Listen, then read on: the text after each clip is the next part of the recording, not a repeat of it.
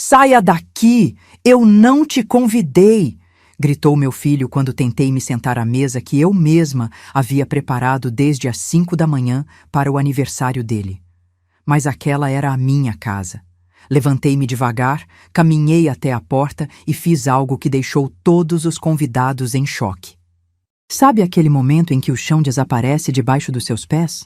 Quando as palavras entram pelos seus ouvidos, mas demoram alguns segundos para chegar ao cérebro porque são tão absurdas que sua mente se recusa a acreditar?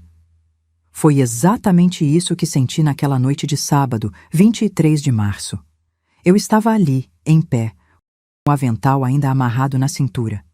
Aquele avental florido que uso há 15 anos, manchado de molho de tomate e gordura de tanto cozinhar. Minhas mãos tremiam segurando o prato de porcelana branca. O mesmo jogo que ganhei no meu casamento e que guardei com tanto carinho por 42 anos. O cheiro do pernil assado ainda perfumava toda a sala. Balões dourados flutuavam no teto. 30 pessoas me olhavam com aquela expressão que fica entre a pena e o constrangimento. E meu filho, meu único filho, Bernardo, aquele menino que carreguei no colo, que embalei durante noites de febre, que vi se formar engenheiro, estava ali, vermelho de raiva, apontando o dedo na minha direção como se eu fosse uma intrusa, uma estranha na minha própria casa. Mãe, a senhora não entende? Esse lugar já está reservado. A voz dele cortou o silêncio que havia tomado conta da sala. Priscila, minha nora, estava ao lado dele com aquele sorriso discreto, quase invisível, mas que eu conhecia bem. Era o sorriso de quem estava vencendo uma guerra que eu nem sabia que existia. Olhei para a mesa da minha sala de jantar. Aquela mesa de madeira maciça que comprei, parcelada em 12 vezes quando Bernardo tinha 8 anos. A toalha bordada era minha, os pratos eram meus. Os talheres de prata que pertenceram à minha mãe estavam todos ali, reluzindo sob a luz do lustre. Até o lustre era meu, e eu não tinha lugar naquela mesa. Senti meu peito apertar. Não era só a humilhação. Era algo mais profundo, mais doloroso. Era a sensação de que tudo pelo qual eu havia lutado, cada manhã acordando às 5 para costurar, cada centavo economizado, cada sonho que engoli para realizar os sonhos dele, tinha se transformado em nada. Menos que nada. Em estorvo. Mas sabe o que é mais engraçado? Naquele exato momento, enquanto todos esperavam que eu saísse chorando, derrotada, humilhada, algo dentro de mim acordou. Uma voz que eu não ouvia há muito tempo. A voz da Marta, de 25 anos, aquela que não se curvava, aquela que não tinha medo. E essa voz me disse uma coisa muito clara. Levanta a cabeça e mostra para eles quem realmente manda aqui. Respirei fundo. Coloquei o prato devagar sobre o aparador. Tirei o avental com calma, dobrando-o em 4 partes como sempre faço. E caminhei até a porta, sentindo o peso de 67 anos nas costas, mas também sentindo algo novo. A certeza de que aquela noite não terminaria como eles esperavam. Antes de sair, parei. Virei-me. Olhei para cada rosto naquela sala. Os amigos do Bernardo, os colegas de trabalho, a família da Priscila, e disse apenas 6 palavras que ficariam ecoando por meses. Aproveitem a festa, aproveitem bem. E saí. Mas o que ninguém ali sabia, nem mesmo o meu filho, nem aquela mulher que ele chamava de esposa, é que eu não estava fugindo. Eu estava me preparando para a guerra. E se você acha que conhece histórias de vingança, de justiça, de mães que foram longe demais, acredite, você ainda não viu nada. Porque o que aconteceu depois daquela porta fechar foi algo que nenhum deles jamais imaginou. Inscreva-se no canal para não perder nenhum detalhe desta história que vai te fazer questionar tudo sobre família, lealdade e até onde uma mãe pode ir quando é traída por quem mais amou. Subi as escadas devagar, uma mão no corrimão de madeira que eu mesma envernizei 3 vezes ao longo dos anos. Cada degrau rangia.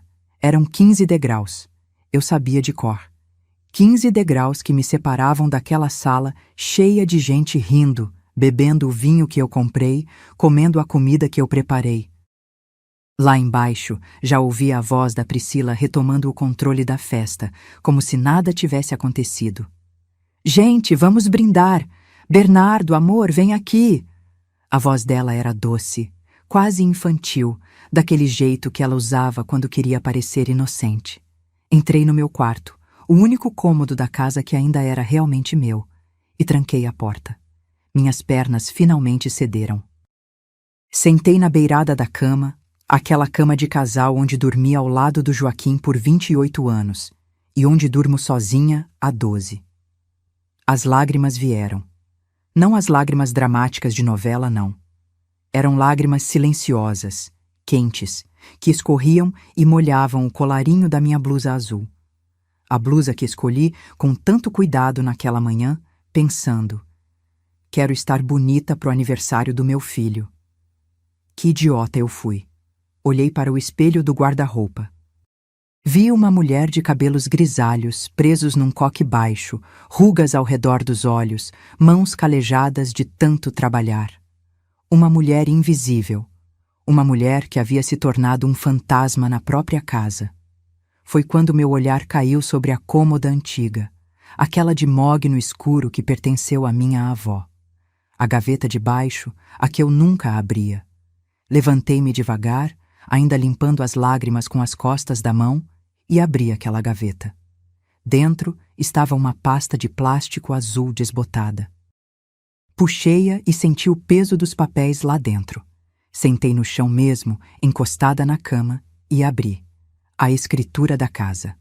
Comprovativos de transferência bancária.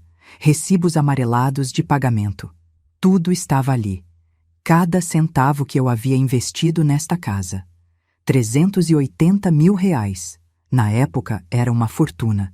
Era tudo que eu tinha da indenização do acidente do Joaquim, mais 23 anos das minhas economias de costureira. Cada nota fiscal guardada, cada comprovante. E ali, na última página da escritura, estava o nome dele. Bernardo Henrique Tavares. 50% de proprietário.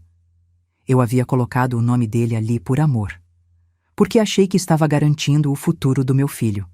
Porque na minha cabeça de mãe apaixonada, eu imaginava que um dia ele cuidaria de mim da mesma forma que eu cuidei dele. Passei o dedo sobre aquela assinatura. A minha assinatura, de 12 anos atrás, quando eu ainda acreditava em finais felizes. Lá embaixo, ouvi o barulho da festa aumentando. Risadas, música. Alguém quebrou um copo e todos gritaram "Oh!" em coro. Priscila deu uma gargalhada estridente. E foi naquele momento, sentada no chão do meu quarto, com papéis velhos espalhados ao meu redor e o barulho da festa que eu não podia participar invadindo meu refúgio, que algo dentro de mim mudou. Não foi raiva, ainda não. Era algo mais frio, mais calculado. Era clareza.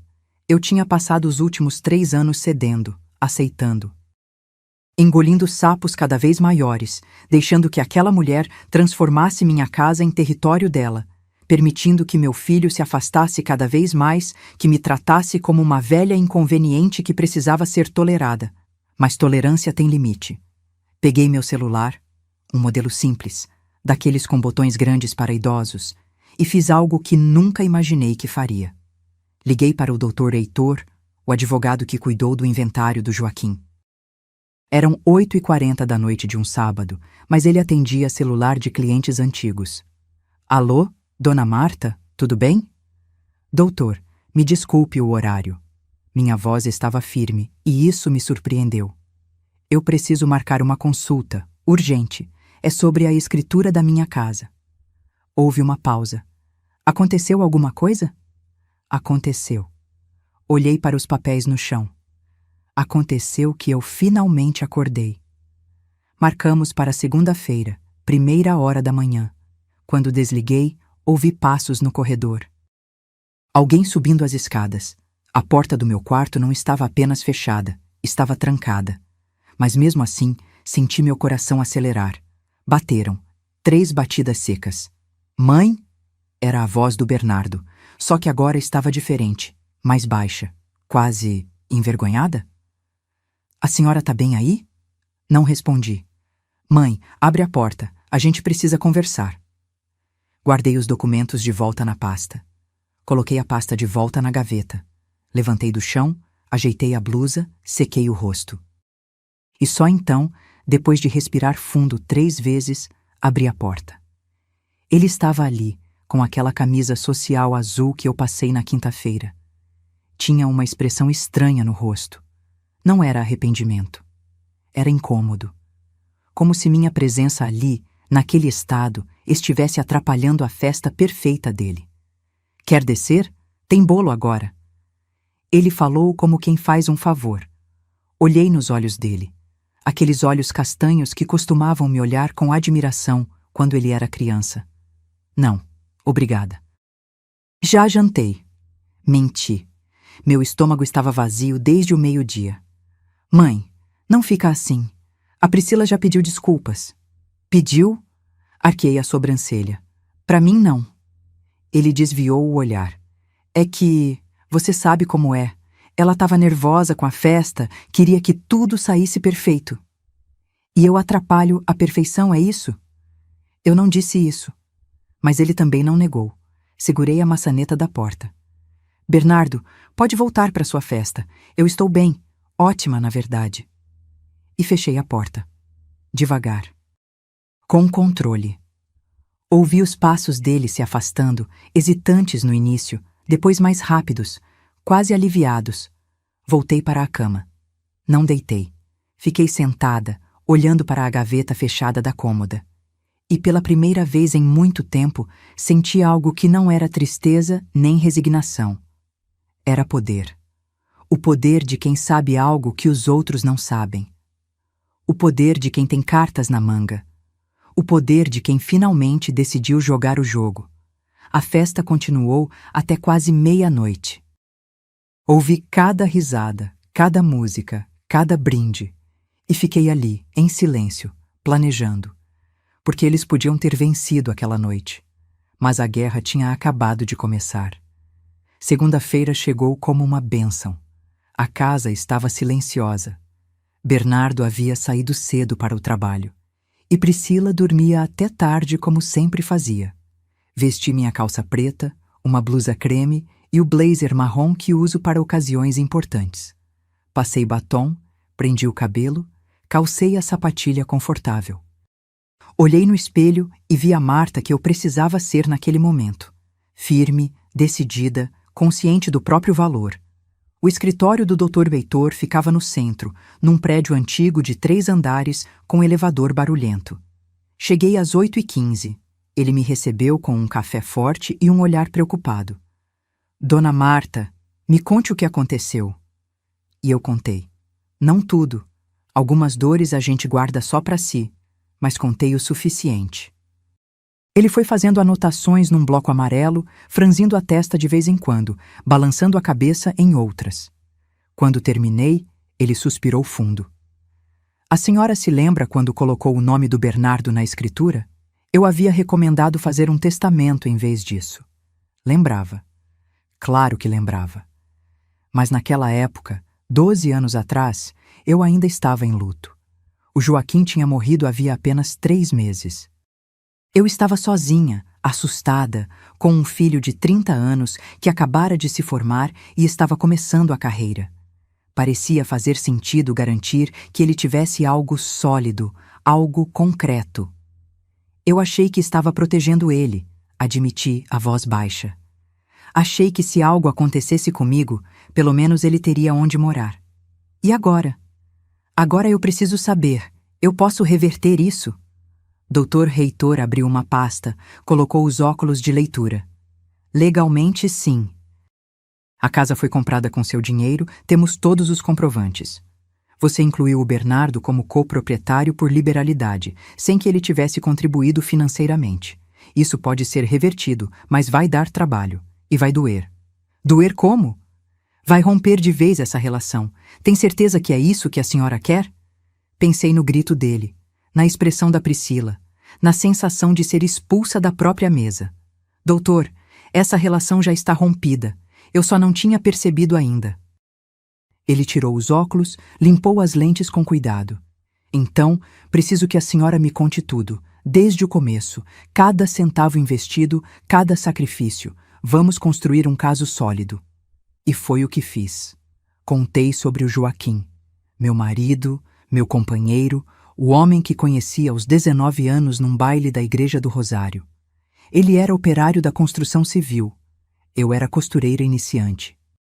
Casamos com 22, morando num quartinho alugado de 25 metros quadrados, onde a cama quase encostava no fogão. Bernardo nasceu 3 anos depois. Uma cesárea complicada que me deixou 5 dias no hospital. Joaquim trabalhou dobrado naquele mês para pagar o convênio. Quando trouxemos nosso filho para casa, ele chorou de emoção segurando aquele pacotinho rosa embrulhado na mantinha de crochê. Foram anos difíceis, mas felizes. Joaquim trabalhava de sol a sol. Eu costurava até a vista doer. Fazíamos vestidos de festa, reformas, ajustes. Comecei a ser conhecida no bairro. Dona Marta faz as melhores barras, as costuras mais caprichadas. As clientes eram fiéis. E eu guardava cada nota de 50, cada nota de 20, dentro de uma lata de biscoito escondida no armário. Quando Bernardo tinha 8 anos, conseguimos comprar nosso primeiro imóvel. Um apartamento de 2 quartos em Jacarepaguá. Nada luxuoso, mas era nosso. Lembro do orgulho no rosto do Joaquim ao assinar a escritura. Nosso menino vai ter onde morar, Marta. Ele não vai passar o que a gente passou. Os anos foram passando. Bernardo era bom aluno, estudioso, dedicado. Conseguiu bolsa parcial numa faculdade particular de engenharia. Mas parcial não era integral. Ainda precisávamos pagar metade, R$ 4.700 por mês durante 5 anos. Joaquim assumiu turnos extras. Eu trabalhava até 10, 11 da noite na máquina de costura. Nosso filho não podia saber quanto aquilo custava. Não queríamos que ele carregasse esse peso.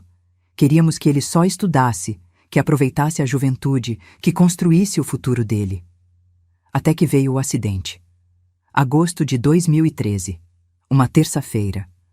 Joaquim estava trabalhando numa obra de 15 andares em Barra da Tijuca. Problema no andaime. 3 homens caíram. 2 sobreviveram. Joaquim não teve a mesma sorte. O doutor Heitor me ouviu em silêncio. Quando cheguei nessa parte, minha voz falhou. Ele empurrou a caixa de lenços de papel na minha direção. A construtora pagou a indenização depois de 1 ano de processo. Foram R$ 450 mil. Parecia muito dinheiro, mas não devolvia o Joaquim. Não enchia o vazio da casa. Não aquecia o outro lado da cama.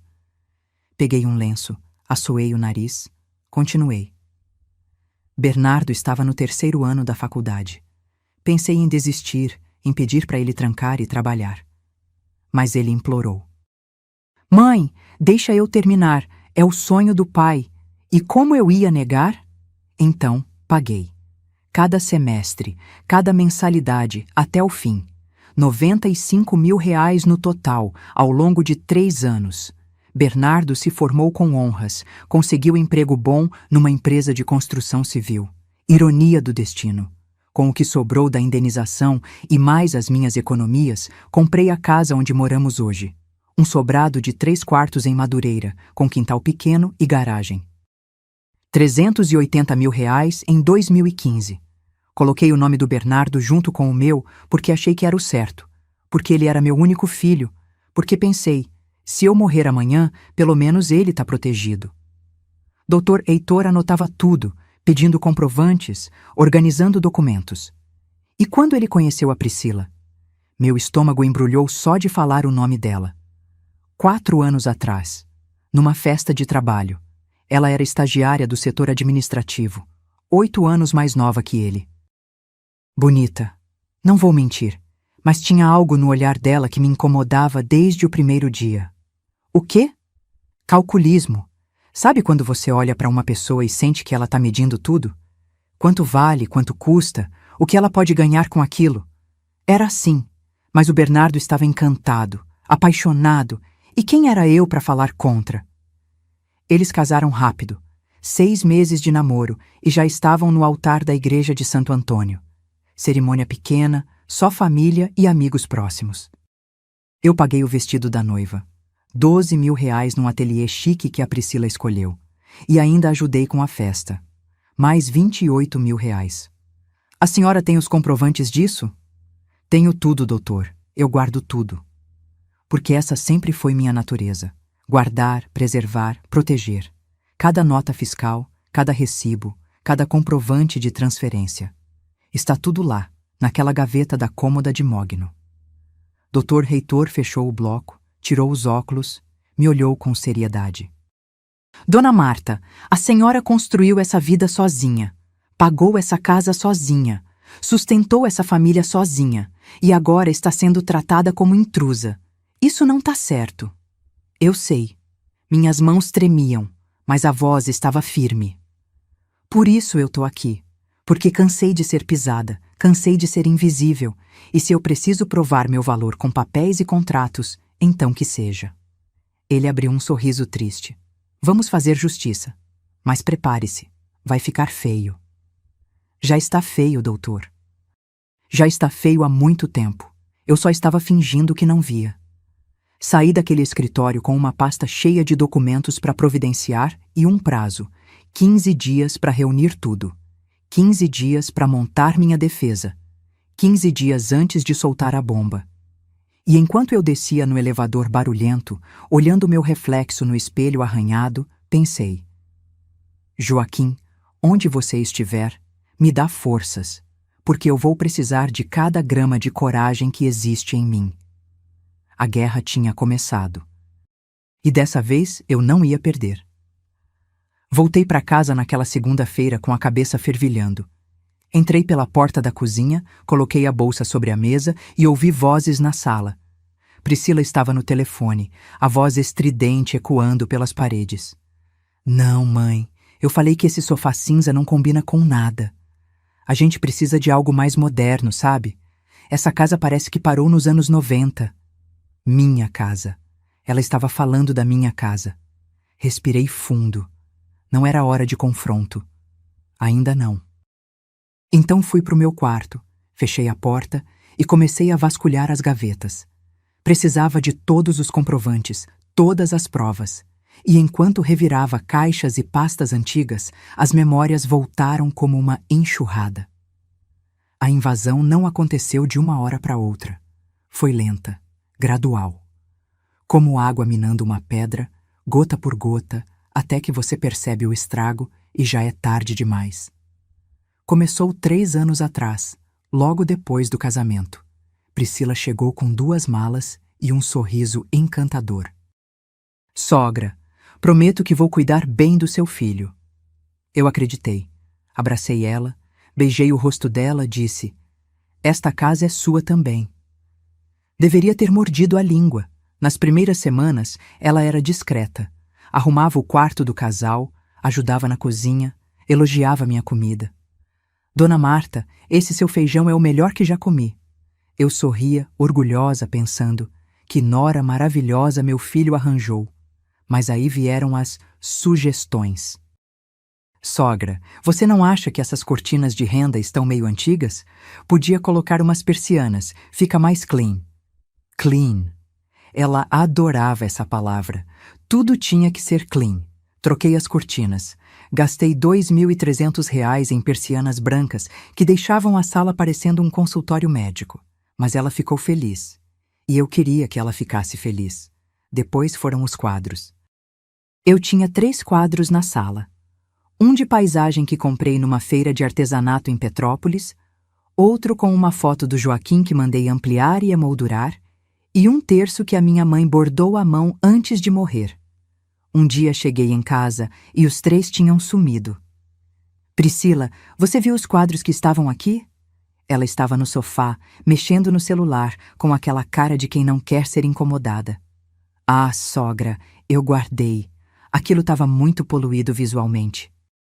Comprei uns posters abstratos. Olha que lindo. Apontou para a parede, onde agora havia 3 molduras pretas com rabiscos coloridos que não significavam nada. E onde você guardou meus quadros? No depósito, lá nos fundos. Mas relaxa, tá tudo guardadinho. Fui até o depósito. Achei os quadros jogados em cima de caixas velhas, a moldura da foto do Joaquim com a vidraça rachada. Segurei aquele quadro contra o peito e chorei ali mesmo, no meio da poeira e das teias de aranha. Mas não reclamei. Porque eu não queria criar problema. Não queria ser aquela sogra chata, reclamona, que implica com tudo. Então, engoli. E continuei engolindo. Ela trocou os tapetes persas que eu tinha na sala. Herança da minha avó, feitos à mão, com mais de 50 anos, por uns tapetes peludos cinzentos que soltavam fiapo e grudavam na roupa. É estilo escandinavo, sogra. Tá super em alta. Trocou as almofadas bordadas do sofá por umas lisas de linho cru. Jogou fora meu jogo de xícaras de porcelana pintada à mão, presente de casamento da minha madrinha, porque ocupa muito espaço no armário e ninguém usa isso mais. Mas o pior, o que realmente me partiu por dentro, foi o relógio de parede. Era um relógio de bronze maciço, pesado, com pêndulo de vidro e badalar de sino. O Joaquim comprou numa loja de antiguidades no centro do Rio. Pagou R$ 800, que na época era muito dinheiro. Foi presente de aniversário de 15 anos de casamento. Ele mandou gravar uma mensagem na parte de trás. Para Marta, que faz cada segundo valer a pena. Seu Joaquim. Aquele relógio marcou cada momento importante da minha vida. Estava batendo 12:00 quando o Bernardo nasceu. Estava batendo 6 horas da tarde quando recebi a notícia da morte do Joaquim. Estava batendo 10 horas da noite quando meu filho se formou engenheiro. Um dia, voltei do mercado e a parede estava vazia. Senti meu coração disparar. Bernardo? Bernardo, cadê o relógio? Ele apareceu na escada, secando o cabelo com a toalha, despreocupado. Que relógio, mãe? O relógio do seu pai, o de bronze que ficava ali. Ah, ele nem olhou para a parede. A Priscila achou que estava muito antigo. Jogou fora. Jogou fora? Minha voz saiu num grito que eu não consegui controlar. Foi a primeira vez que explodi. E a primeira vez que vi o olhar dele mudar quando falava comigo. Era um olhar impaciente, irritado, como se eu estivesse exagerando. Mãe, pelo amor de Deus, é só um relógio velho. A gente compra outro. Não era só um relógio, era do seu pai. Meu pai morreu faz 12 anos. A gente precisa seguir em frente. Seguir em frente. Como se memória fosse peso morto. Como se amor fosse algo descartável. Corri até a área de serviço. Vasculhei o lixo. Nada. Corri até a rua. O caminhão já tinha passado. Voltei para dentro da casa e chorei durante 2 horas trancada no banheiro, com a torneira aberta para ninguém me ouvir. Priscila nunca pediu desculpas. Nem ao menos fingiu arrependimento. Mas a invasão não parou. Ela convenceu o Bernardo a transformar meu ateliê de costura, aquele quartinho nos fundos onde eu costurei durante 30 anos, em home office. Sogra, você quase não costura mais mesmo, né? E o Bernardo precisa de um espaço para trabalhar em casa. Verdade que eu tinha diminuído os trabalhos de costura. A vista já não era mais a mesma, as mãos doíam com artrite. Mas aquele espaço era meu refúgio, meu cantinho, meu pedaço de identidade. E eu cedi, de novo. Eles tiraram minha máquina de costura Singer antiga, as araras de roupas, as caixas de linhas organizadas por cor. Colocaram uma mesa branca moderna, computador, cadeira ergonômica, quadro de avisos. Pintaram as paredes de cinza claro. Quando entrei naquele cômodo depois da transformação, não reconheci nada.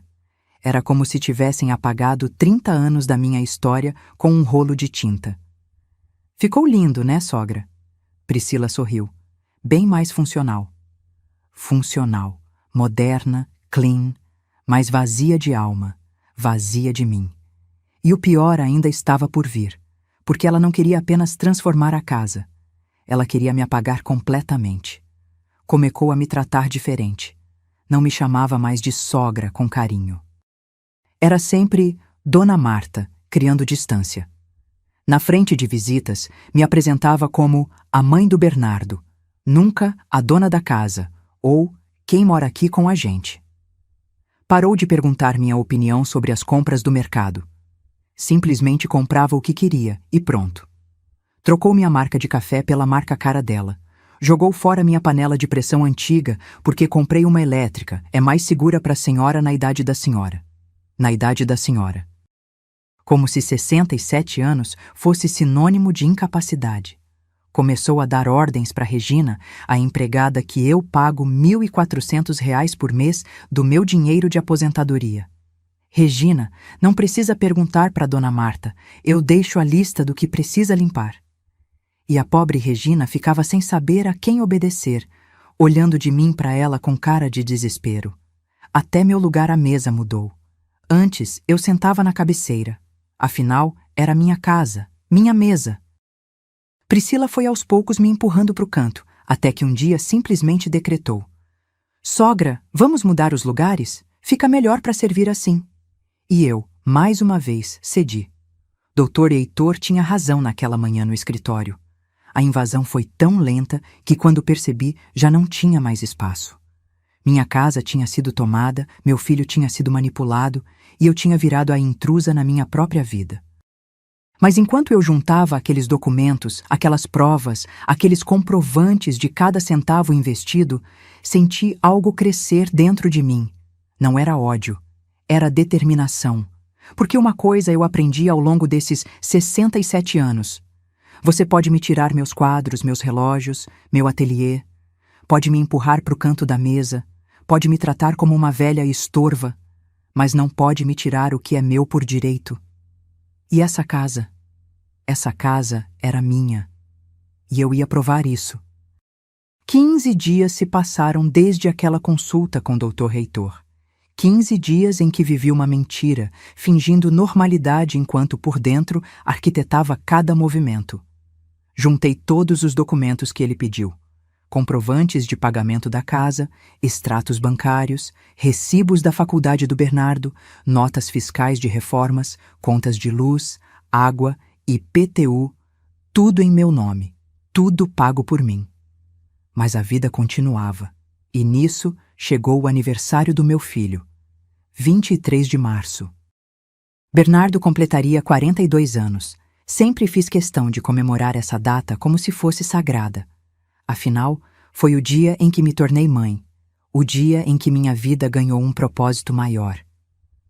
Uma semana antes, Priscila apareceu na cozinha enquanto eu preparava o almoço. Encostou no balcão, cruzou os braços e disse com aquele tom de quem já decidiu tudo: "Sogra, a gente vai fazer uma festa pro Bernardo no sábado. Nada muito grande, só uns 30 amigos. 30 pessoas na minha casa." Meu peito apertou, mas forcei um sorriso. "Claro, vocês querem que eu prepare alguma coisa?" Ela deu uma risadinha. "Não precisa, sogra. Já encomendei tudo numa confeitaria. Salgados, docinhos, bolo, tudo no capricho." Senti uma pontada. Eu sempre fiz os aniversários do Bernardo. Sempre. Desde o primeiro, quando fiz um bolo de cenoura simples decorado com confeitos coloridos, até o ano passado, quando preparei uma feijoada completa que ele adorava. Mas eu posso fazer o pernil dele. Você sabe como ele gosta. Priscila revirou os olhos. "Sogra, sem ofensa, mas a gente quer algo mais sofisticado dessa vez. Já tá tudo acertado." Sofisticado. Como se minha comida fosse rústica demais, simples demais, velha demais. Mas eu não ia desistir assim. "E a decoração? Posso ajudar?" "Já contratei uma decoradora. Vai ficar lindo, tema dourado e branco. Bem elegante." Dourado e branco. As cores de casamento, não de aniversário. Mas o que eu entendia, né? Eu era apenas a mãe. Durante aquela semana, vi a casa ser transformada. Priscila recebia entregas diariamente. Cadeiras alugadas, mesas dobráveis, arranjos de flores, caixas de louças descartáveis, as chiques, de plástico duro que imitam porcelana. Tudo pago com o cartão de crédito conjunto que estava no meu nome e que eu pagava religiosamente todo mês. Cheguei a perguntar: "Quanto tá custando tudo isso?" "Não se preocupa, sogra, tá tudo sob controle." Mas eu me preocupava. Porque controle para ela significava gastar sem limite e deixar a conta para mim. Chegou o sábado. Acordei às 5 da manhã. Não porque me pediram, mas porque não conseguia ficar de braços cruzados. Era o aniversário do meu filho e eu ia fazer algo, nem que fosse contrapor a vontade dela. Desci para a cozinha no escuro, acendi apenas a luz do fogão. Tirei da geladeira o pernil que tinha deixado marinando desde a noite anterior. Alho socado, pimenta do reino, louro, cerveja preta, mostarda e mel. A receita que o Joaquim adorava e que ensinei para o Bernardo quando ele tinha 10 anos. Embrulhei o pernil em papel alumínio, coloquei no forno baixo. 6 horas de cozimento lento. Enquanto assava, preparei a farofa. Bacon em cubinhos, cebola dourada, cenoura ralada, salsinha, ovos cozidos picados. O cheiro foi tomando conta da cozinha, subindo pelas escadas, enchendo cada cômodo. Às 7, ouvi passos. Priscila apareceu de camisola, com cara de sono e irritação. Que cheiro é esse? Bom dia. Fiz o pernil pro Bernardo. Ela bufou. Sogra, eu falei que não precisava. Já encomendei tudo. Eu sei, mas isso é tradição, e tradição não se quebra. Vi o maxilar dela travar, mas não discutiu. Apenas pegou um copo de água e subiu de volta, batendo os pés na escada. Passei o dia inteiro preparando. Além do pernil, fiz arroz com amêndoas, vinagrete fresco, molho de pimenta caseiro, pudim de leite condensado. A sobremesa preferida do Bernardo desde criança. Arrumei tudo em travessas bonitas, as de porcelana branca com detalhes azuis que ganhei da minha mãe. Às 3 da tarde, começaram a chegar as entregas da confeitaria. Caixas e caixas de salgados finos, docinhos franceses, tortas, quiches. Priscila recebia tudo com sorrisos, conferindo cada item. Quando viu minhas travessas na cozinha, franziu a testa, mas não disse nada. Às 5, cheguei a subir para o meu quarto para me arrumar. Escolhi uma blusa azul marinho que o Bernardo me deu 2 aniversários atrás. Calça social preta, sapato baixo confortável. Passei batom cor-de-rosa, prendi o cabelo num coque baixo, coloquei o colar de pérolas que era da minha avó. Olhei no espelho e pensei, você é a mãe dele, você tem lugar nessa festa. Desci às 6. A casa estava transformada. Balões dourados flutuavam no teto, arranjos de flores brancas decoravam cada canto. Uma mesa comprida havia sido montada na sala, com toalha branca e guardanapos dourados. Até contrataram um DJ que estava montando equipamento no canto. Os convidados começaram a chegar às 7. Casais bem vestidos, perfumados, com presentes embrulhados em papéis sofisticados. Reconheci alguns amigos antigos do Bernardo, mas a maioria era gente que eu nunca tinha visto, colegas de trabalho dele e da Priscila, amigos novos desse mundo moderno que eu não fazia parte. Fiquei na cozinha, observando. Regina, a empregada, corria de um lado para o outro servindo bebidas. Priscila circulava entre os convidados como anfitriã perfeita, apresentando a casa, minha casa, como se fosse projeto dela. Essa sala a gente reformou completamente. Antes era muito antiguinha, sabe? Antiquinha. Minha sala, minha vida. Bernardo chegou às 8, fingindo surpresa embora soubesse de tudo. Todos cantaram parabéns, ele apagou as velas do bolo de 3 andares coberto de glacê branco e detalhes dourados. Fotos, abraços, risadas. E eu ali, parada na entrada da cozinha, invisível. Até que chamaram para o jantar. A mesa estava posta com os salgados da confeitaria, as tortas, as saladas gourmet. Minhas travessas estavam lá também, mas empurradas para o canto, quase escondidas. O pernil que levei 6 horas fazendo estava numa ponta, como se fosse figurante. Vi Bernardo sentar na cabeceira. Priscila à direita dele. Os pais dela, os amigos próximos, todos se acomodando nos lugares reservados. 30 pessoas ao redor daquela mesa. E eu ainda de pé. Peguei um prato, me servi um pouco de farofa e pernil, porque queria provar do que fiz com tanto amor. E me dirigi à mesa. Havia uma cadeira vazia ao lado de um casal que eu não conhecia. Fui até lá, prato na mão, prestes a sentar. Foi quando Priscila levantou. Dona Marta. A voz dela cortou o burburinho das conversas. Todos se viraram para olhar. Esse lugar está reservado. Parei, o prato ainda nas mãos. Reservado para quem? Para minha mãe. Ela já tá chegando. Olhei ao redor. 30 cadeiras, 30 pessoas e nenhuma para mim. Priscila, é o aniversário do meu filho. Eu só quero sentar e... Saia daqui! A voz do Bernardo explodiu como um trovão. Todos silenciaram. O DJ parou a música no meio. 30 pares de olhos me encarando. Eu não te convidei! As palavras dele ecoaram pela sala. Cada sílaba era uma facada. Senti minhas pernas bambas. O prato quase escorregou da minha mão. Olhei para o meu filho. Aquele homem de 42 anos, de camisa social azul e barba aparada, que eu carreguei no colo, que embalei durante noites de febre, que ensinei a andar, a ler, a ser gente. E ele me olhava com raiva, com vergonha, como se eu fosse um cachorro vira-lata que entrou na festa sem permissão. Bernardo. Minha voz saiu fraca, trêmula. Mãe, pelo amor de Deus, a senhora não percebe que está incomodando? Incomodando. Na minha própria casa. Na festa que eu ajudei a pagar. Depois de ter passado o dia inteiro cozinhando, senti os olhos queimarem. Mas não ia chorar ali. Não ia dar esse gostinho. Coloquei o prato devagar sobre o aparador. Tirei o avental que ainda estava amarrado na cintura. Aquele avental florido, manchado, testemunha de 1000 refeições feitas com amor. Dobrei ele em 4, com calma, com toda a dignidade que ainda me restava, e caminhei até a porta. 30 pessoas em silêncio absoluto. Alguns desviavam o olhar, envergonhados. Outros cochichavam. Vi uma senhora idosa balançar a cabeça em reprovação, mas não sei se era para mim ou para o meu filho. Antes de subir a escada, parei, virei, olhei para cada rosto naquela sala e disse as únicas 6 palavras que consegui. Aproveitem a festa. Aproveitem bem. Subi aqueles 15 degraus com as costas retas, a cabeça erguida. Entrei no meu quarto, tranquei a porta e só então, só quando tinha certeza de que ninguém podia me ver, desabei. Chorei como não chorava desde o funeral do Joaquim. Chorei pelos anos perdidos, pela ingratidão, pela humilhação, por ter sido expulsa da minha própria vida.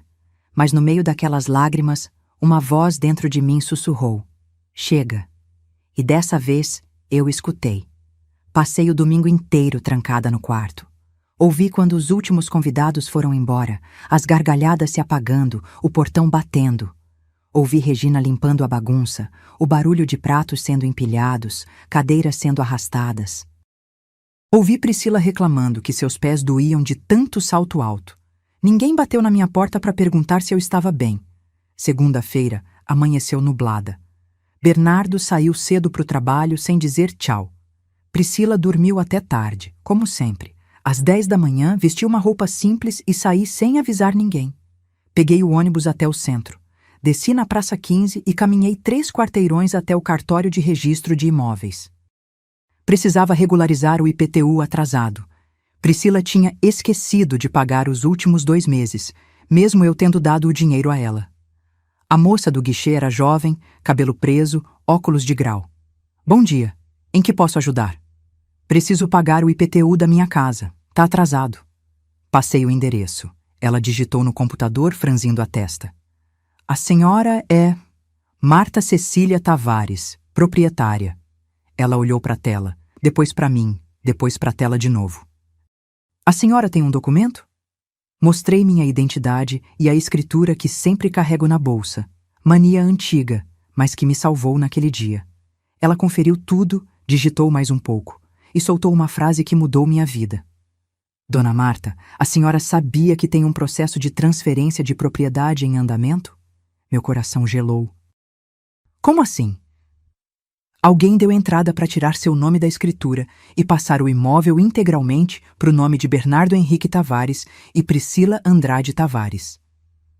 O chão sumiu debaixo dos meus pés. Segurei na beirada do balcão para não cair. Quando? Há 2 meses, dia 27 de janeiro. 2 meses. Enquanto eu cozinhava, limpava, pagava contas, cedia espaço. Enquanto eu fingia que tudo estava bem. Eles estavam nas minhas costas tentando me roubar. E tá andando esse processo? Não. Tá parado porque falta a assinatura da senhora. Sem isso não tem como completar a transferência. Respirei fundo.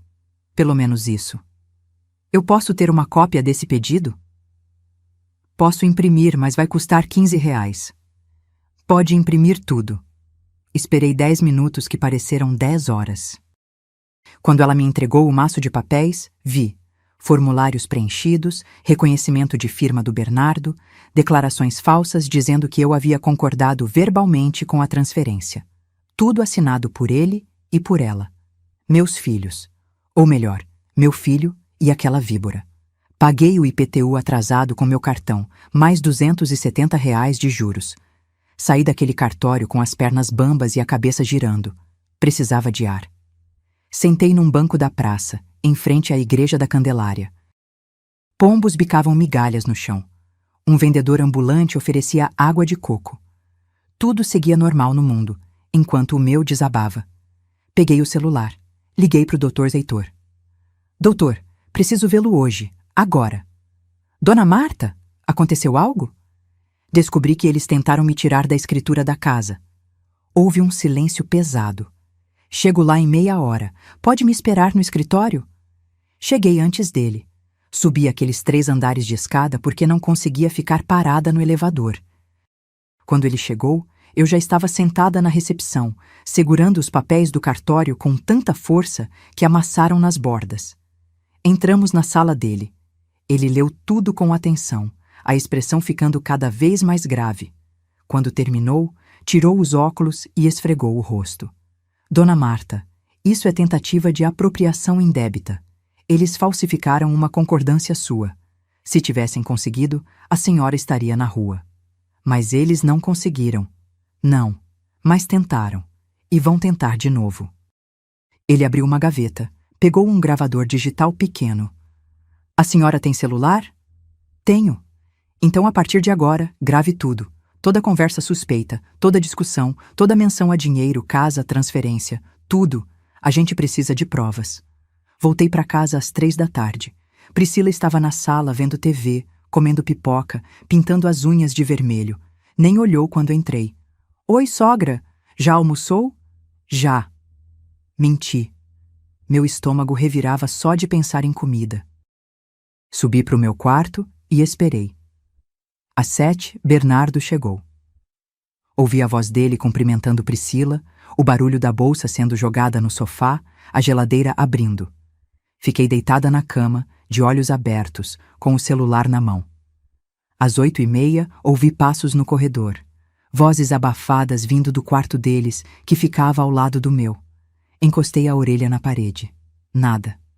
As paredes eram grossas demais. Levantei da cama. Abri a porta do quarto devagar, sem fazer barulho.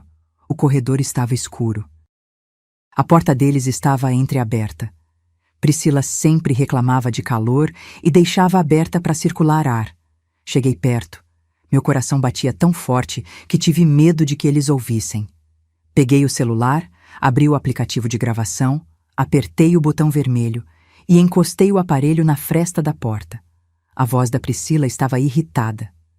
Bernardo, eu não aguento mais. Sua mãe é um peso morto nessa casa. Priscila, não fala assim. Não fala assim nada. Ela fica se metendo, fica dando palpite, fica existindo. A gente precisa dessa escritura limpa, amor. Sem ela no meio. Eu sei, mas o processo parou por causa da assinatura dela. Então convence ela a assinar. Fala que é para facilitar o inventário quando ela morrer, sei lá. Inventa alguma coisa. Inventar. Mentir. Manipular a velha idiota. Minha mão tremia segurando o celular, mas não parei de gravar. E por que a gente precisa tanto dessa escritura mesmo? A voz do Bernardo soava cansada. Por que a gente tá devendo R$ 87 mil em cartão, Bernardo? Priscila explodiu. 87 mil, mais o carro que custa 12.300 por mês e a gente não consegue mais pagar. O banco vai tomar o carro se a gente não fizer um empréstimo. E como a escritura ajuda? A gente usa a casa como garantia, amor. Consegue um empréstimo de 420 mil. Paga tudo, sobra dinheiro, e a gente finalmente respira.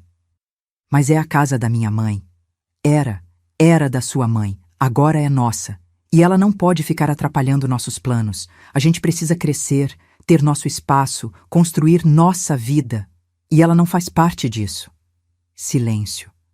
Um silêncio longo, pesado. Eu segurava a respiração, os olhos ardendo de lágrimas contidas. Mas, e se ela descobrir? Priscila deu uma risada curta, amarga. Descobrir o quê? A velha mal sai de casa, não entende de papel, não tem advogado. A gente convence ela a assinar dizendo que é coisa de imposto. Ela assina tudo o que você pede. Não sei, Priscila. Eu fico com peso na consciência. Peso na consciência? A voz dela ficou afiada. E o peso de perder tudo? De ter o nome sujo? De voltar a morar em apartamento alugado? Porque é isso que vai acontecer se a gente não resolver. Você escolhe. Sua mãe ou nosso futuro? Outro silêncio. E então ouvi a voz do meu filho, baixa, derrotada, mas clara. Tá bom, amanhã eu converso com ela. Meu mundo desabou de novo, mas dessa vez não de surpresa, de confirmação. Voltei para o meu quarto em silêncio, tranquei a porta, sentei na cama e ouvi aquela gravação 3 vezes, só para ter certeza de que não era pesadelo. 87 mil reais de dívida, 12.300 de carro, empréstimo de 420 mil usando minha casa como garantia. E meu filho, meu único filho, que eu criei sozinha, que paguei faculdade, que dei teto e comida, havia escolhido, e não tinha me escolhido. Peguei o celular, mandei o áudio para o Dr. Heitor pelo WhatsApp, com uma mensagem curta. Doutor, tenho as provas que precisávamos. Preciso que o senhor acelere tudo. Não tenho mais tempo a perder. Ele respondeu em 2 minutos. Recebido. Amanhã às 8h no escritório. Vamos dar o troco. Deitei naquela cama, olhando para o teto. Lá fora, ouvia Priscila e Bernardo voltando à rotina, como se nada tivessem dito. Televisão ligada. Risadas, normalidade. Mas nada mais seria normal. Porque a guerra tinha mudado de patamar. E agora eu tinha munição. Acordei terça-feira com uma clareza que não sentia há anos. Não era raiva. Raiva é quente, impulsiva, cega. O que eu sentia era frio, calculado, preciso. Era justiça. Vesti minha melhor roupa, a calça social cinza, a blusa branca de botões, o blazer preto que uso para ocasiões importantes.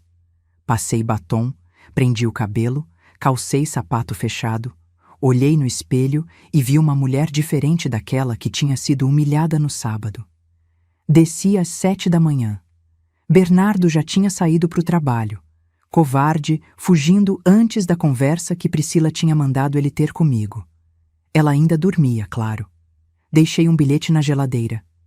Saí para resolver uns assuntos. Volto à tarde. Peguei o ônibus para o centro. Cheguei no escritório do Dr. Heitor 5 minutos antes das 8. Ele já estava lá, com café passado e uma pasta grossa sobre a mesa. Dona Marta. Ele apertou minha mão com firmeza. Ouvi a gravação. 5 vezes. E a gente tem eles na palma da mão. Ele abriu a pasta. Mas preciso que a senhora entenda. O que vamos fazer agora não tem volta. Uma vez que começar, vai doer. Para eles e para a senhora. Doutor, já doeu demais. Agora é hora de parar de sentir e começar a agir. Ele sorriu. Um sorriso triste, mas orgulhoso. Então vamos ao plano. Passamos 2 horas naquele escritório. Dr. Heitor tinha tudo mapeado com a precisão de um engenheiro. E o melhor, tinha descoberto coisas que nem eu sabia. Primeira informação. A casa foi comprada exclusivamente com seu dinheiro. 380 mil reais comprovados. O Bernardo entrou na escritura como doação sua, sem contrapartida financeira. Isso significa que legalmente a senhora pode revogar essa doação. Pode? Pode. Existem 3 motivos legais para revogar uma doação. ingratidão grave do donatário, necessidade do doador ou descumprimento de encargo. No caso da senhora, temos ingratidão grave comprovada. Ele bateu na mesa onde estava a gravação. Tentativa de apropriação indébita, humilhação pública, abandono afetivo. Senti um nó na garganta. Abandono afetivo. Era isso. Meu filho tinha me abandonado sem sair de casa. Segunda informação, fiz uma pesquisa sobre as dívidas deles. 87 mil em cartões de crédito não é brincadeira. O carro? Um SUV importado financiado em 84 meses. Eles pagam 12.300 por mês e já atrasaram 3 parcelas. O banco vai retomar o veículo em 60 dias se não regularizarem. Eles não têm dinheiro para pagar? Dona Marta, eles não têm dinheiro nem para comer. Sabe quem paga a conta do mercado? A senhora. Sabe quem paga luz, água, gás, internet empregada? A senhora. Eles vivem de aparência. Instagram cheio de foto em restaurante chique, roupa de marca, viagem para resort. Mas é tudo cartão de crédito. É uma casa de cartas prestes a cair. Pensei em todas as vezes que Priscila chegou em casa com sacolas de shopping. Todas as vezes que pedi para ajudarem nas contas e eles diziam: esse mês está apertado. Todas as vezes que eu, com minha aposentadoria de R$ 1.800, segurava a casa sozinha enquanto eles ostentavam. E tem mais. Dr. Reitor puxou outro documento.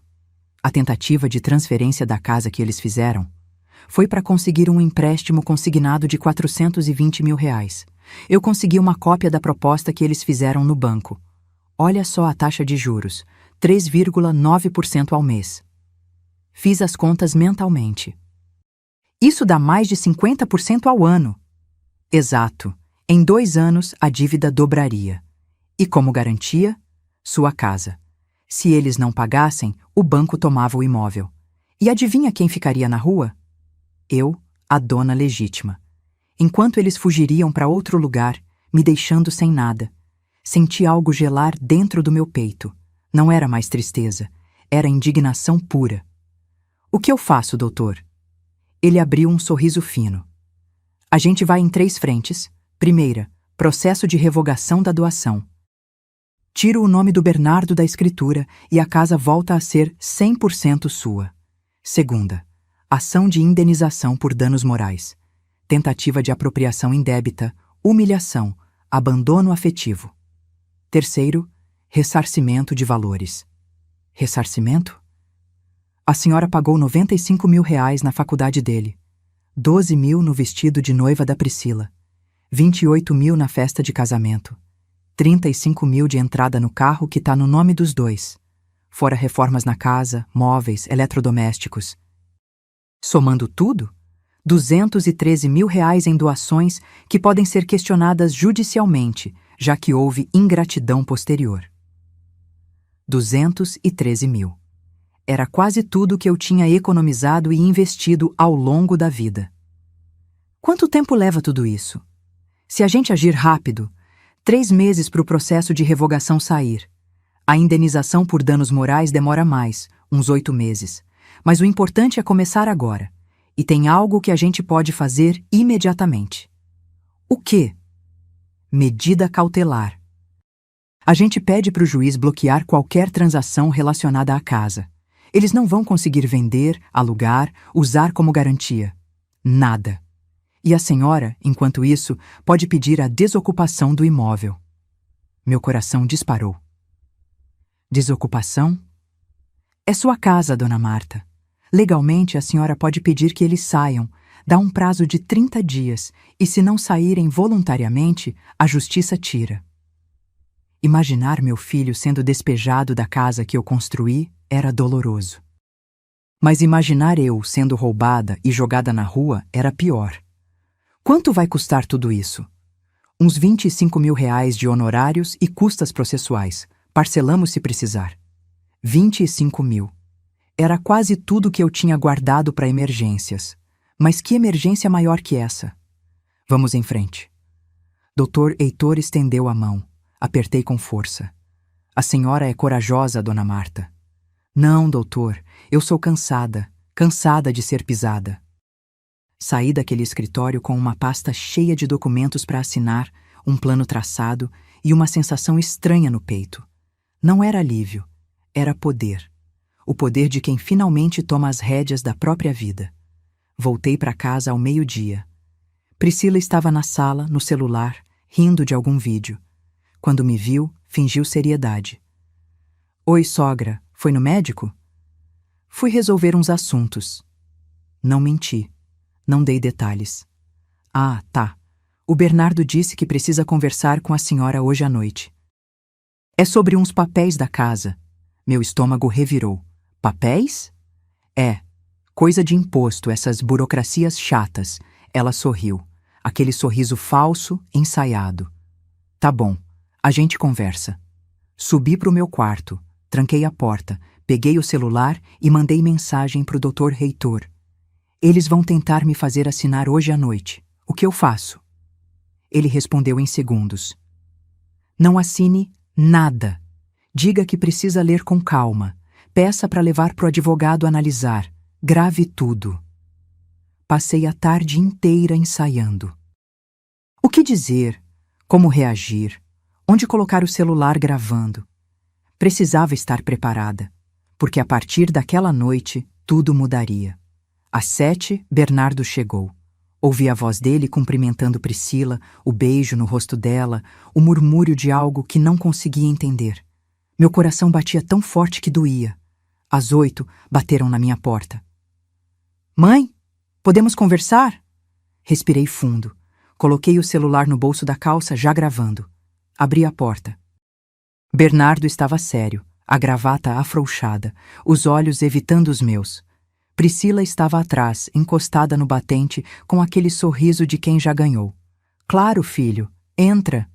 Entramos no meu quarto, os três. Bernardo sentou na beirada da cama.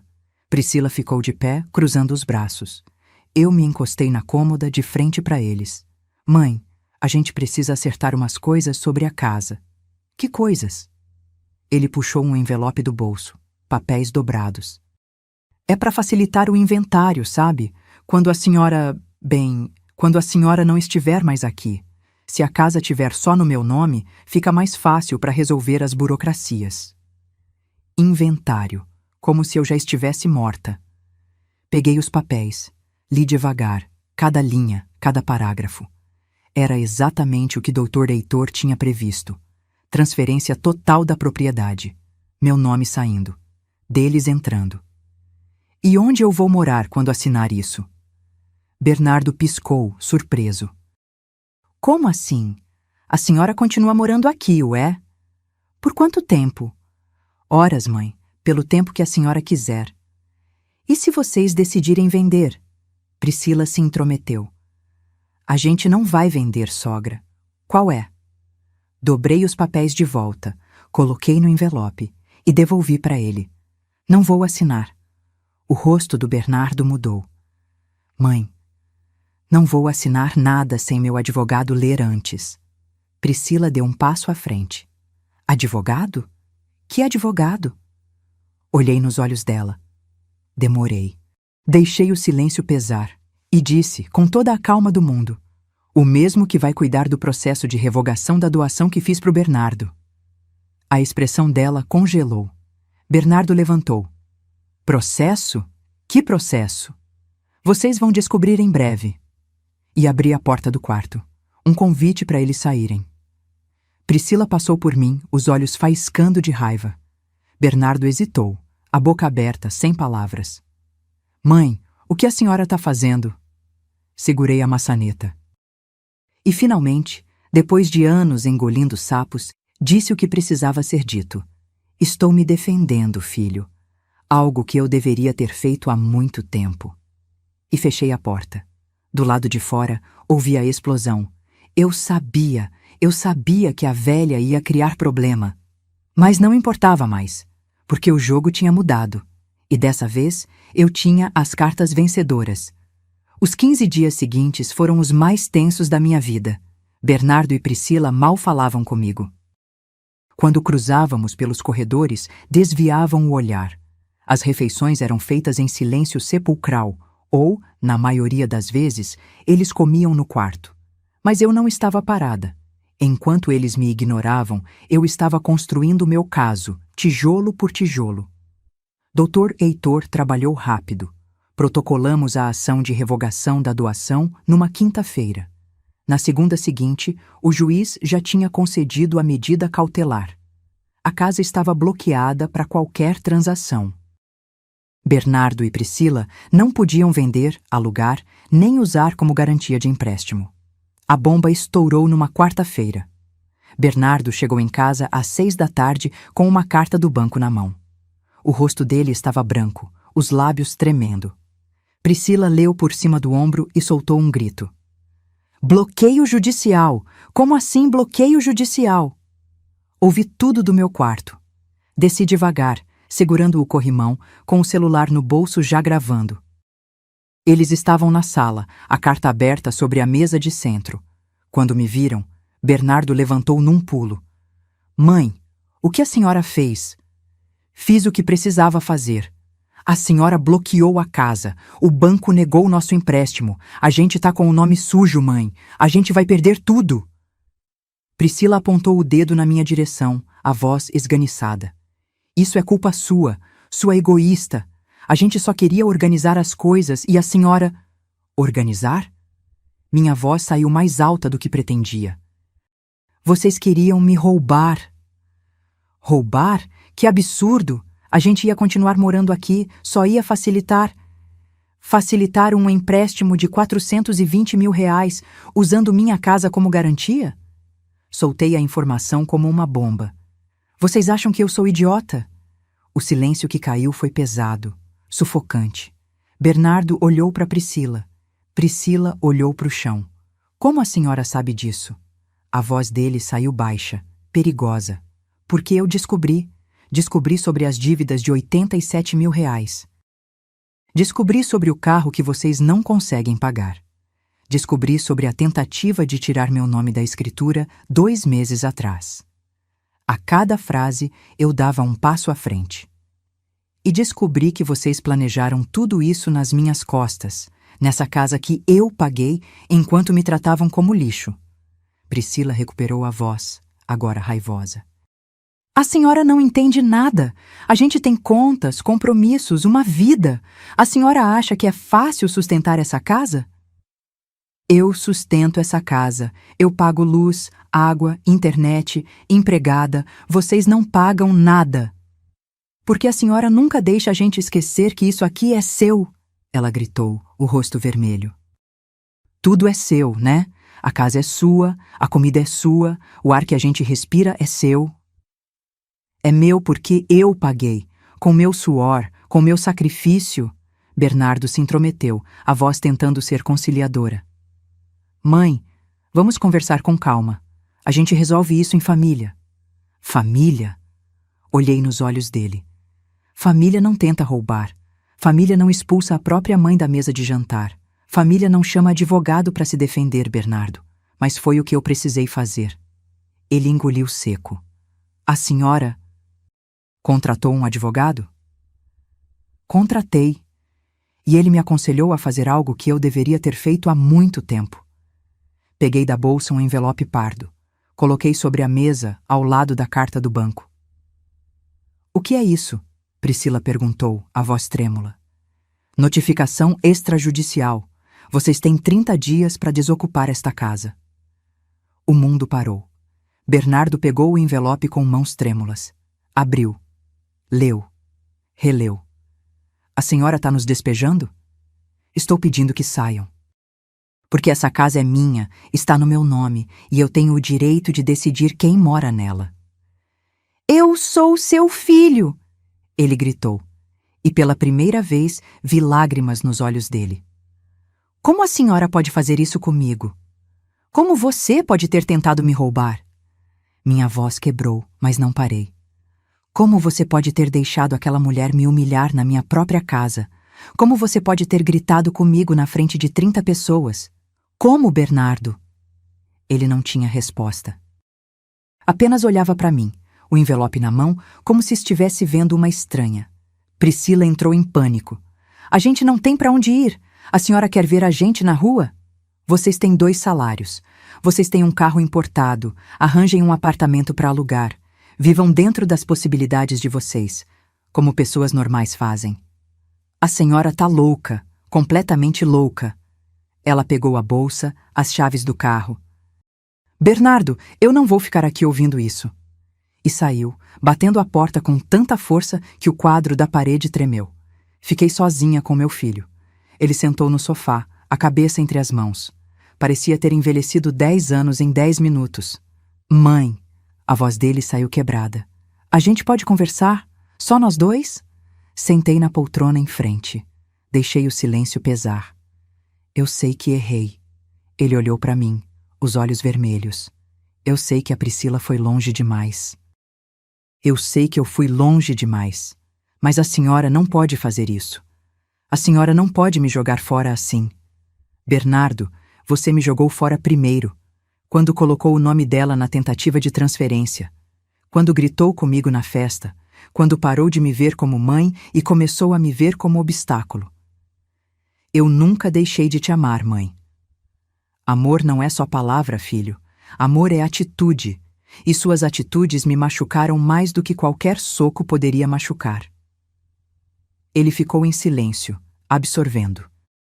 Se eu terminar com a Priscila, se eu mandar ela embora, a senhora desiste disso? Olhei para ele. Meu filho, meu único filho, o menino que carreguei, embalei, criei. E vi nele não o menino que foi, mas o homem que ele escolheu ser. Bernardo, isso não é sobre ela, é sobre você, sobre suas escolhas, sobre você ter tentado me tirar da escritura sabendo que eu ia ficar sem nada, sobre você ter me humilhado. Não dá para consertar isso terminando um namoro. Isso é quem você é agora. Ele respirou fundo. Quando falou de novo, a voz estava diferente, mais fria. Então a senhora escolheu a casa. Não, eu escolhi minha dignidade. Você que escolheu a casa quando tentou tirá-la de mim. Levantei, peguei minha bolsa e antes de subir para meu quarto me virei mais uma vez. 30 dias, Bernardo. É o que a lei me obriga a dar. Depois disso, se não saírem voluntariamente, o oficial de justiça vai fazer vocês saírem. E aí vai ser muito pior. Subi aqueles 15 degraus pela última vez, sentindo o peso do mundo nas costas. Mas quando fechei a porta do meu quarto, quando me olhei no espelho, vi algo que não via há anos. Vi uma mulher forte, uma mulher que lutou, uma mulher que não desistiu de si mesma. E pela primeira vez em muito tempo, me senti orgulhosa de quem eu era. Lá embaixo, ouvi Bernardo chorando. Parte de mim queria descer, abraçar, perdoar. Porque mãe é mãe, e essa dor nunca passa completamente. Mas a parte mais forte, a parte que me manteve viva, trabalhando, lutando por 67 anos, disse: chega, você já deu demais. E pela primeira vez na vida, eu escutei. Os 30 dias se arrastaram como 30 anos. Bernardo e Priscila se movimentavam pela casa como fantasmas raivosos. Ela não me dirigia a palavra. Ele tentava, às vezes, uma conversa aqui, um olhar ali, mas eu mantinha distância. Precisava, porque qualquer fraqueza agora seria usada contra mim. No 10º dia, eles contrataram um advogado. Recebi uma notificação tentando contestar a desocupação, alegando que Bernardo era coproprietário. Dr. Heitor respondeu com a ação de revogação da doação e todas as provas. 2 dias depois, o advogado deles desistiu do caso. No 20º dia, Priscila tentou me chantagear emocionalmente. Bateu na minha porta de madrugada, chorando, dizendo que estava grávida. Quando pedi um exame para comprovar, ela explodiu chamando-me de desumana e sumiu no quarto dela. No 25º dia, eles começaram a embalar as coisas. Caixas se acumulavam no corredor. Ouvia os 2 discutindo sobre o que levar, o que deixar, para onde iriam. Foi quando recebi um telefonema que mudaria tudo. Dona Marta, é o Dr. Heitor. Preciso que a senhora venha ao escritório hoje. Urgente. Aconteceu algo? Descobri uma coisa que a senhora precisa ver pessoalmente. Cheguei ao escritório 1 hora depois. Ele estava com uma expressão grave, uma pasta aberta sobre a mesa e um tablet na mão. Senta, por favor. Sentei, o coração disparado. Dona Marta, continuei investigando as finanças do Bernardo e da Priscila e descobri algo delicado. O quê? Ele girou o tablet na minha direção. Era uma foto. Priscila num restaurante chique, abraçada com um homem. Não era meu filho. Quem é esse? Leonardo Farias. Empresário, dono de 3 lojas de material de construção. Casado, 2 filhos. Dr. Heitor passou o dedo na tela, mostrando mais fotos. Priscila e o homem entrando num hotel. Priscila dentro de um carro luxuoso que não era o deles. Eles se encontram há pelo menos 8 meses. Senti o estômago embrulhar. Meu filho sabe? Duvido. Ela é cuidadosa, mas tem mais. Ele puxou outro documento. Lembra daquela tentativa de transferência da casa? Descobri que quem sugeriu foi o Leonardo. Ele tem experiência em conseguir empréstimos usando imóveis como garantia. Já fez isso 3 vezes com outras propriedades. Ele estava usando ela para conseguir dinheiro? Ou ela estava usando ele, ou os dois estavam usando o Bernardo. De qualquer forma, esse esquema todo não começou com o seu filho. Ele foi manipulado do início ao fim. Olhei para as fotos de novo. Priscila sorrindo, feliz, abraçada em outro homem enquanto meu filho trabalhava para sustentar as mentiras dela. O Bernardo precisa saber disso. A senhora tem certeza? Vai destruir ele? Pensei na humilhação que passei, no grito dele, na tentativa de roubo. Ele precisa saber a verdade, mesmo que doa. Dr. Heitor imprimiu tudo. Fotos, extratos de cartão de crédito mostrando gastos em hotéis e restaurantes nos horários em que Bernardo estava trabalhando, mensagens que ele conseguiu via processo judicial. Montamos um dossiê completo. Quando a senhora vai mostrar para ele? Olhei o calendário na parede. Hoje. Faltam 5 dias para o prazo acabar. Ele merece saber antes de sair da minha casa. Voltei para casa ao meio-dia. O carro deles estava na garagem.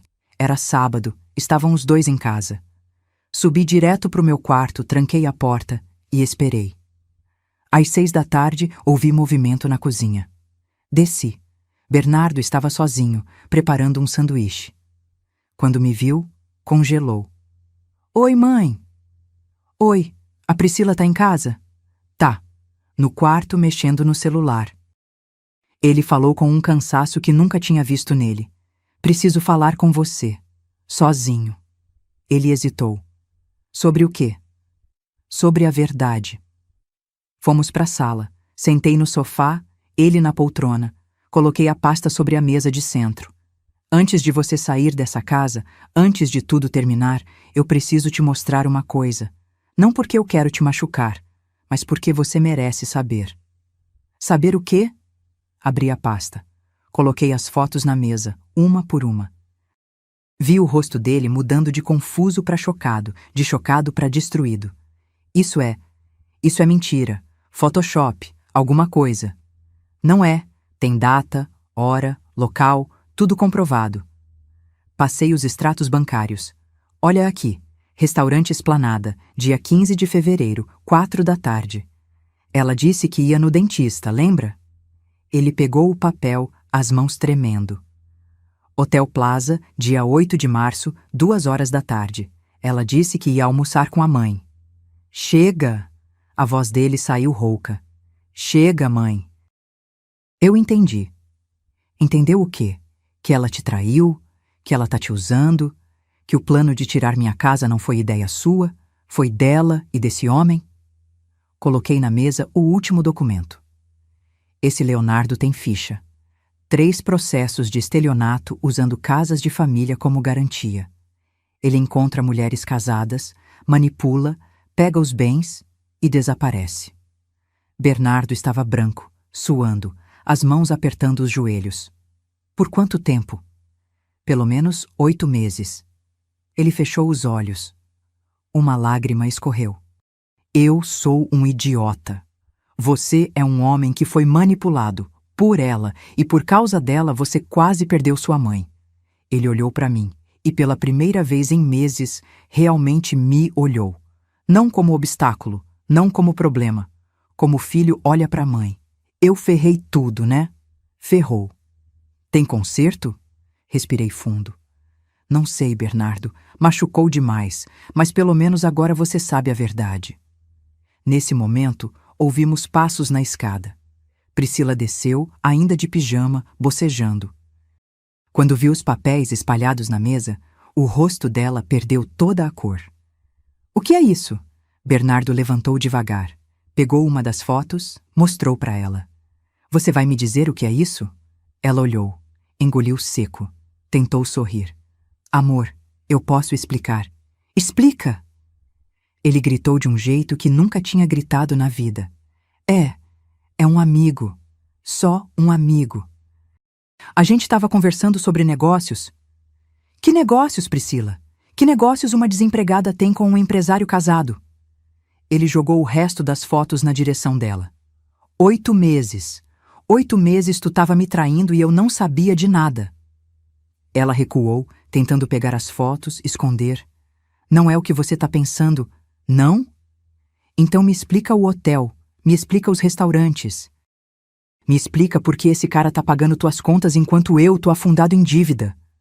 Ele não paga nada. Isso é mentira da tua mãe.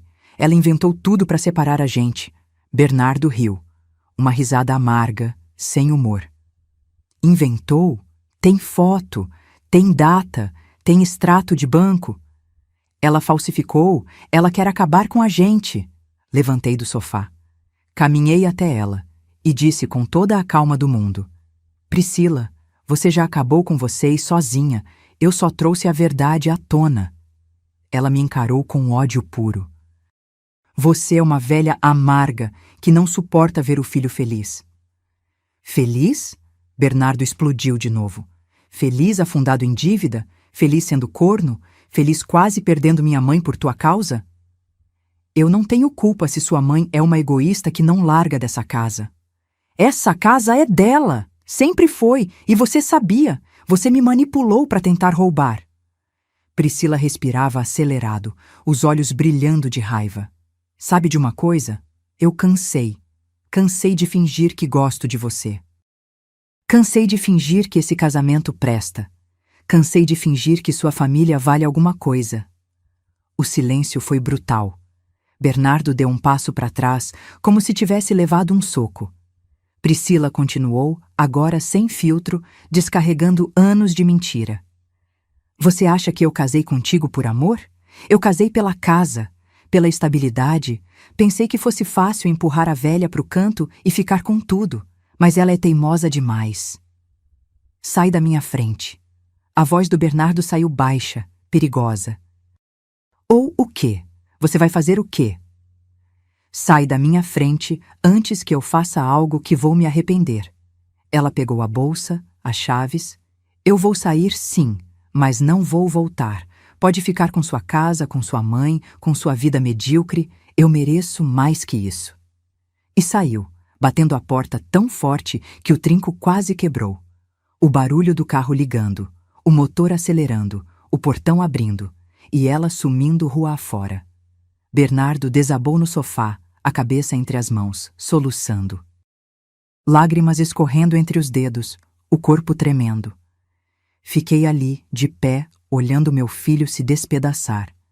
Parte de mim queria abraçar, parte de mim queria dizer, eu avisei. Mas fiz algo melhor. Sentei ao lado dele. Não falei nada. Apenas coloquei a mão nas costas dele, fazendo movimentos circulares como fazia quando ele era criança e tinha pesadelos. Eu sinto muito, mãe. Ele disse entre soluços. Eu sinto tanto. Eu sei. Eu quase perdi você. Quase. Ele levantou a cabeça, o rosto molhado, inchado. Como eu conserto isso? Respirei fundo. Não sei se conserta, Bernardo. Algumas coisas quebram de um jeito que não tem cola que segure, mas a gente pode tentar reconstruir, diferente, novo. Você me perdoa? Um dia, talvez, se você provar que aprendeu. Ele acenou com a cabeça. E naquele momento, com meu filho destroçado ao meu lado e a casa finalmente em silêncio, senti algo estranho. Não era felicidade, não era vitória, era justiça. Justiça pela humilhação, pelo desrespeito, pela dor. A verdade tinha vindo à tona, e a verdade, mesmo dolorosa, sempre liberta. Acordo com o sol entrando pela janela do meu quarto. São 7 da manhã de um sábado de setembro e pela primeira vez em anos acordo sem aquele peso no peito. Sem medo. Sem tensão. A casa está em silêncio, mas é um silêncio diferente. Não é o silêncio pesado de quem evita conversas. É o silêncio de paz. Levanto, calço o chinelo, vou até a cozinha. Preparo o café no bule esmaltado que a minha mãe me deu há 40 anos, aquele que a Priscila queria jogar fora porque era antigo demais. Agora ele está de volta ao seu lugar de honra, sobre o fogão. Olho ao redor. A casa está diferente. Ainda é a mesma estrutura, as mesmas paredes, mas parece outra, porque agora ela respira. As cortinas de renda estão de volta na sala. O relógio de bronze? Encontrei um idêntico num antiquário de Petrópolis. Mandei gravar a mesma mensagem na parte de trás. Ele marca 8 horas da manhã agora, com seu badalar suave que enche a casa de memória. Os quadros voltaram para as paredes. A foto do Joaquim, com moldura nova. A paisagem de Petrópolis. O terço bordado pela minha mãe. E adicionei um quarto. Uma foto minha e do Bernardo quando ele tinha 5 anos, no colo do pai. Os 3 sorrindo na pracinha do bairro. Meu ateliê foi reconstruído. A máquina Singer está de volta, oleada, funcionando perfeitamente. As caixas de linha organizadas por cor nas prateleiras que mandei fazer. E tem clientes. 3 vestidos de festa encomendados para esse mês, 2 reformas de calça, um vestido de madrinha. Ganho entre R$3.200 e R$4.500 por mês agora. Não é fortuna, mas é meu. É fruto do meu trabalho. Termino o café, pego a xícara de porcelana pintada à mão, aquelas que a Priscila jogou fora e que recomprei num antiquário pelo dobro do preço, mas que valeu cada centavo. Sento na varanda dos fundos, olhando o quintal. Plantei rosas, vermelhas, brancas, amarelas, estão começando a florescer. Também coloquei vasos de manjericão, alecrim, hortelã. O cheiro perfuma toda a área quando o vento sopra. É nesse momento que ouço o portão. Passos conhecidos no corredor lateral. Ele aparece na varanda, com 2 sacolas do mercado nas mãos. Bom dia, mãe. Bom dia, filho. Bernardo coloca as sacolas sobre a mesa de plástico branca. Trouxe tudo da lista. E comprei aquele café que a senhora gosta, o mais caro, porque a senhora merece. Sorrio. Um sorriso pequeno, mas genuíno. Obrigada. Ele se senta na cadeira ao meu lado. Ficamos em silêncio por alguns minutos, só olhando o jardim, ouvindo os pássaros. Foi assim que reconstruímos. Aos poucos. Tijolo por tijolo. Sem pressa. Deixa eu voltar 6 meses no tempo para contar como chegamos até aqui. Depois que Priscila saiu naquela noite, ela nunca mais voltou. No dia seguinte, mandou um caminhão de mudança buscar as coisas dela. Bernardo ficou parado na sala, vendo os móveis que ela escolheu, as roupas dela, os sapatos, tudo sendo embalado e levado embora. Quando o caminhão partiu, ele olhou para mim e disse: Mãe, eu preciso sair também. Não porque a senhora está me expulsando, mas porque eu preciso aprender a viver sozinho, a crescer, a entender o que eu fiz. E saiu. Alugou um apartamento pequeno em Madureira mesmo, a 6 quarteirões daqui. 800 metros quadrados, um quarto, sala e cozinha. R$1.800 de aluguel que ele paga do próprio bolso. As dívidas, ele assumiu todas. Os R$87.000 dos cartões ele parcelou e paga R$600 por mês durante anos. O carro? Devolveu para o banco. Agora anda de ônibus como gente normal. E sabe o que ele me disse? Mãe, eu tô livre, livre de fingir ser o que não sou. Priscila sumiu. Ouvi pelos vizinhos que ela foi morar com o tal Leonardo. 2 meses depois, ele largou a esposa e assumiu ela publicamente. Mas o casamento dele desmoronou. O negócio foi à falência por causa dos processos e ouvi dizer que agora ela trabalha como vendedora numa loja de roupas no shopping. Não sinto pena. Não sinto raiva. Não sinto nada. Ela é passado. O processo de revogação da doação foi concluído em 3 meses. A casa voltou a estar 100% no meu nome. Bernardo assinou todos os papéis sem questionar. É seu, mãe. Sempre foi. A ação de indenização por danos morais demorou 5 meses. O juiz reconheceu a tentativa de apropriação indébita, a humilhação, o abandono afetivo. Condenou Bernardo e Priscila a me pagarem, solidariamente, R$52.000. Priscila nunca pagou. Entrou com recurso atrás de recurso, mas vai perder.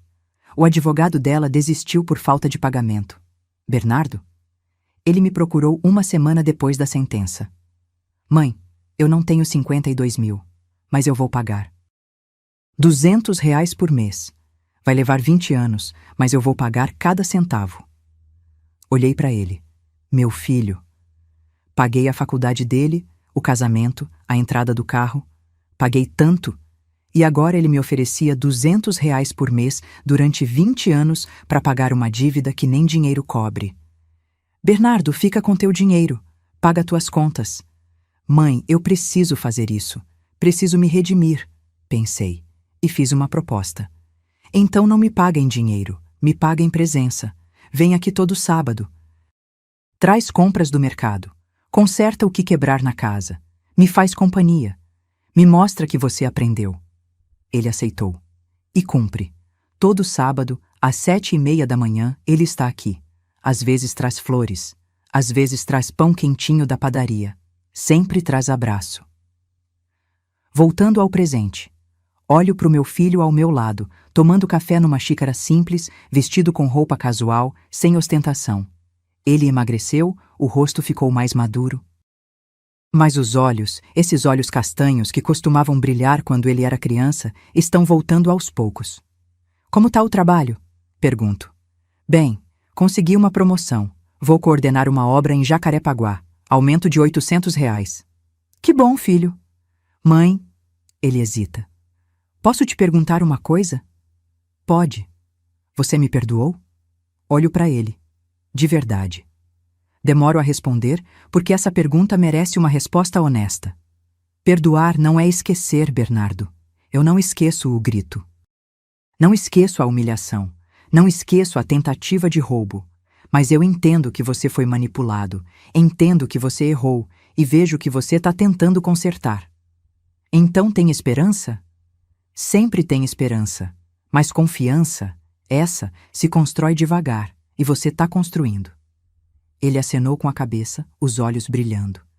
Termino meu café. Levanto. Vem. Quero te mostrar uma coisa. Entramos na casa. Vou até o ateliê. Sobre a mesa de corte tem um tecido azul marinho estendido. Tô fazendo um terno para um cliente. Casamento da filha dele. Bernardo passa a mão no tecido. Ficou bonito, mãe. Aprendi tudo de novo. A vista já não é a mesma, mas comprei óculos de grau especial. As mãos doem, mas faço alongamento. E tô feliz. Feliz fazendo o que sempre amei. Eu tenho orgulho da senhora, sabia? Olho para ele, surpresa. Tem? Tenho. Orgulho da tua força, da tua coragem, de não ter desistido de si mesma, mesmo quando todo mundo estava pisando em você. Ele engole seco. Eu quero ser assim, forte assim. Você vai ser. Só precisa escolher certo das próximas vezes. Ele sorri. Um sorriso triste, mas esperançoso. Passamos a manhã juntos. Ele conserta a torneira da área de serviço que estava pingando. Troca 3 lâmpadas queimadas. Limpa a calha entupida. Trabalho de filho. Trabalho que deveria sempre ter sido dele. Na hora do almoço, preparo macarrão com molho de tomate caseiro e almôndegas, a receita que ele adorava quando criança. Comemos juntos na mesa da cozinha, não na sala de jantar, não naquela mesa de tantas memórias ruins. Aqui, na cozinha, começamos de novo. Às 3 da tarde, ele se despede. Semana que vem eu venho de novo.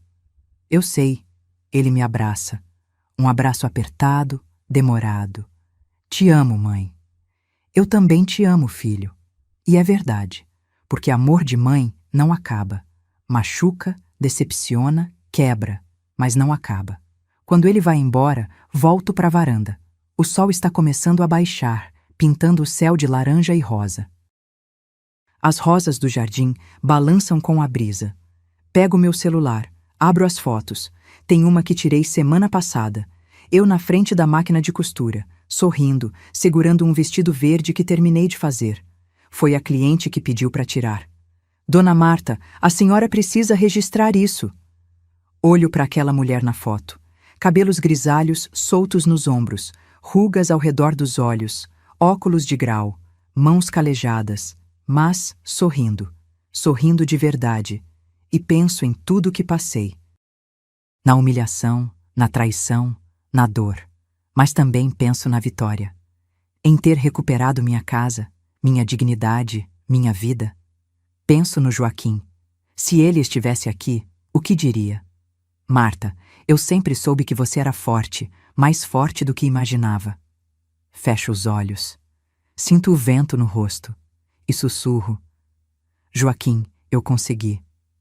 Caí, mas levantei. Fui pisada, mas reagi. E agora, finalmente, eu tô em paz. Às vezes me perguntam, valeu a pena? Valeu a pena brigar com o filho? Valeu a pena todo esse sofrimento? E eu respondo, valeu. Porque eu aprendi algo fundamental nesses 67 anos de vida. Amor não é aceitar tudo. Amor não é se anular. Amor não é permitir que pisem em você só porque são família. Amor verdadeiro exige respeito, exige limites, exige que você se valorize o suficiente para não aceitar migalhas. Passei décadas confundindo submissão com amor, confundindo sacrifício com devoção. Achando que ser mãe era engolir qualquer dor, qualquer humilhação, qualquer desrespeito. Mas naquela noite, quando me levantei daquela mesa, a mesa que eu preparei, na casa que eu paguei, no aniversário do filho que eu criei, alguma coisa dentro de mim acordou. E percebi, nunca é tarde para recuperar sua dignidade. Nunca é tarde para dizer chega. Nunca é tarde para se escolher. Hoje, aos 68 anos, moro sozinha. Cozinho só para mim. Assisto às novelas que quero. Decoro a casa do jeito que gosto. Costuro até tarde quando a inspiração vem. E sou feliz. Feliz de um jeito que não era quando dividia a casa com gente que não me respeitava. Feliz de um jeito que só vem quando você finalmente faz as pazes consigo mesma. O Bernardo? Ele tá aprendendo. Devagar, tropeçando às vezes, mas aprendendo. E quem sabe um dia a gente consiga reconstruir o que foi quebrado. Não igual, mas novo, mais forte, mais verdadeiro. E se não conseguir, eu vou ficar bem. Porque agora eu sei que minha felicidade não depende de ninguém além de mim mesma. O sol se põe completamente. Acendo a luz da varanda. Pego meu caderno de anotações. Comecei a escrever, registrar histórias, memórias. Quem sabe um dia publico. Quem sabe ajuda alguém que está passando pelo que passei. E escrevo a última linha do dia. Levantei-me devagar, caminhei até a porta e fiz algo que deixou todos em choque. Escolhi a mim mesma. E essa foi a melhor decisão da minha vida. Fecho o caderno, sorrio e agradeço. Agradeço pela força, pela coragem, por ter sobrevivido, por estar aqui, viva, inteira, livre. Se esta história tocou seu coração, se você já passou por algo parecido ou conhece alguém que está passando, deixe seu comentário aqui embaixo contando de onde você nos assiste. Sua história importa, sua dor importa e principalmente sua coragem importa, porque nunca, nunca é tarde demais para se escolher. Inscreva-se no canal, ative o sininho e compartilhe essa história com quem precisa ouvir que é possível recomeçar, que é possível se levantar, que é possível, sim, recuperar a dignidade. Até a próxima história. E lembre-se, você é mais forte do que imagina. Fim. Eu estava me arrumando para